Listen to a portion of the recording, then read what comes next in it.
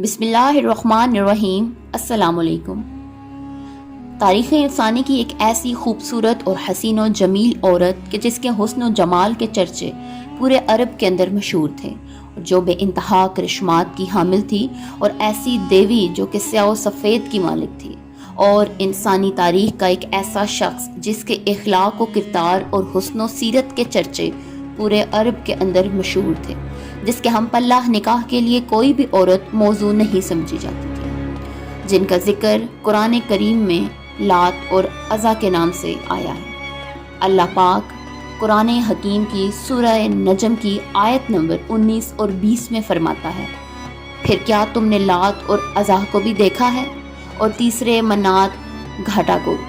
عرب کے لوگ بتوں کی پوجا میں ڈوبے ہوئے تھے، اور مشرکین مکہ کے دو بڑے بت تھے، لات اور عزا۔ مشرکین کا عقیدہ تھا کہ لات خوشحالی، زرخیزی اور خوبصورتی دیتا ہے، جبکہ عزا جسے کفار خدا کی بیٹی کہتے تھے، نعوذ باللہ۔ کفار کا ماننا تھا کہ عزا سیاہ و سفید کی مالک ہے، دن رات کو بدلنا اور موسمی تبدیلیوں کا کام عزا کے سپرد ہے۔ بات بات پر لوگ لات اور عزا کی قسم کھاتے تھے۔ کاہن لات عزا کا نام لے کر خوب پیسے بناتے تھے۔ اب سوال یہ ہے کہ ان کے بت کہاں سے آئے، ان کی عبادت کیسے شروع کی گئی، اور لوگ ان کے سامنے سجدہ کیوں کرتے تھے، اور یہ قربانی کے جانور ان کے سامنے کیوں پیش کرتے تھے۔ کہا جاتا ہے کہ عرب میں ایک مشہور اور نیک آدمی تھا جس کا نام لات تھا۔ چونکہ مکہ میں لوگ زیارت کے لیے آتے تھے، اس لیے وہ مہمانوں کی خاطر مدارت کرتا تھا اور ان کو ستو پلاتا۔ یہ ہر کسی کی مدد کرتا تھا، رحم دل انسان تھا۔ صحیح بخاری کی حدیث نمبر 4859 میں حضرت ابن عباس رضی اللہ تعالی عنہ فرماتے ہیں کہ لات ایک ایسا شخص تھا جو حاجیوں کو ستو پلاتا تھا۔ اس زمانے میں عزا نامی ایک نیک اور شریف لڑکی تھی۔ عزا کے بارے میں یہ مشہور تھا کہ وہ اللہ کی بیٹی ہے، نعوذ باللہ، کیونکہ وہ طائف کے لوگوں کو ایک ویران مکان میں ملی تھی اور اس کے ماں باپ کا کچھ پتہ نہ تھا۔ جب وہ جوان ہوئی تو جو کوئی آدمی اس کو بری نظر سے دیکھتا وہ کسی بیماری میں مبتلا ہو جاتا تھا۔ مکہ اور طائف کے سرداروں نے مل کر یہ فیصلہ کیا کہ کیوں نہ لات اور عزا کی شادی کر دی جائے۔ چنانچہ ان کی شادی کر دی گئی، جس کے بعد وہ اپنی شادی کی پہلی رات کے لیے کمرے میں گئے، لیکن اس کے بعد وہ لوگوں کو کبھی نہ ملے۔ لات کے چاہنے والے یہ کہتے رہے کہ لات اور عزا ہمیشہ کے لیے امر ہو گئے ہیں، جبکہ عزا کے چاہنے والے یہ کہتے رہے کہ چونکہ عزا کو کبھی کسی مرد نے ہاتھ نہ لگایا تھا، اس لیے اس کی پاکیزگی کو ہمیشہ کے لیے بچا لیا گیا۔ سردار عمر بن لہی نے ان دونوں کی یاد میں ان کے بڑے بڑے بت بنا دیے۔ اب جیسے جیسے وقت گزرتا گیا، لوگ ان کے سامنے منتیں مانگنے لگ گئے، اور ایک دن آیا کہ ان کے آگے اپنی قربانیاں کرنے لگ گئے، ان کو سجدہ ریز ہونا شروع ہو گئے۔ ابن حساق فرماتے ہیں کہ لات پر طائف میں آباد قبیلہ بنو ثقیف حق رکھتے تھے، اور اس سے ہونے والی آمدنی بھی انہیں میں بڑھتی تھی۔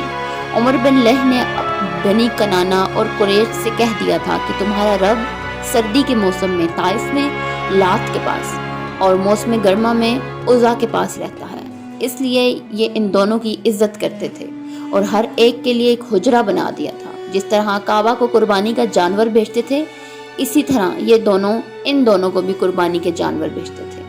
لات کو خدا کا بیٹا جبکہ عزا کو خدا کی بیٹی کہا جاتا تھا، نعوذ باللہ۔ فتح مکہ کے بعد نبی اکرم صلی اللہ علیہ وآلہ وسلم نے ان دونوں بتوں کو ختم کروا دیا۔ ابن کثیر لکھتے ہیں کہ لات کے بت کو توڑنے کے لیے نبی کریم نے حضرت مغیرہ بن شبہ کو بھیجا، جنہوں نے لات کے بت کو توڑ کر وہاں پہ مسجد طائف بنا دی۔ اس طرح عزا کے خاتمے کے لیے حضور نبی کریم صلی اللہ علیہ وآلہ وسلم نے حضرت خالد بن ولید کو بھیجا۔ اس واقعے کو علامہ الوسی نے اپنی کتاب تفسیر روح المعانی میں اس طرح لکھا ہے۔ حضرت ابو طفیل سے مروی ہے کہ وہ فرماتے ہیں، جب اللہ کے رسول نبی اکرم صلی اللہ علیہ وآلہ وسلم نے مکہ مکرمہ فتح کیا تو حضرت خالد بن ولید کو بطن نخلہ کی جانب بھیجا، اور وہاں عزا نامی بت تھا۔ حضرت خالد بن ولید اس درخت کے پاس گئے اور ککر کے درختوں کو کاٹ دیا۔ عزا کو یہاں مراد وہ ہجرہ ہے جسے تعظیماً عزا کے ارد گرد بنا رکھا تھا، ڈھایا تھا۔ ان کو انہوں نے ڈھا دیا، پھر واپس آ کر رسول اللہ کو اطلاع دی تو آپ نے فرمایا دوبارہ جاؤ، کیونکہ وہ بت ویسے کا ویسا ہے۔ حضرت خالد بن ولید دوبارہ گئے۔ جب مجاہدوں نے خالد بن ولید کو دیکھا تو پہاڑوں کے ارد گرد پھیل گئے اور کہنے لگے عزا عزا۔ یکا یک حضرت خالد بن ولید کے سامنے ایک کالی برہنہ بکھرے بالوں اور سر اور منہ پر خاک اڑاتی عورت سامنے آئی، اور پھر حضرت خالد بن ولید نے تلوار کے ایک ہی وار سے اس کے ٹکڑے ٹکڑے کر دیے اور اللہ کے رسول کو آ کر اطلاع دی تو آپ نے فرمایا ہاں وہ عزا تھی۔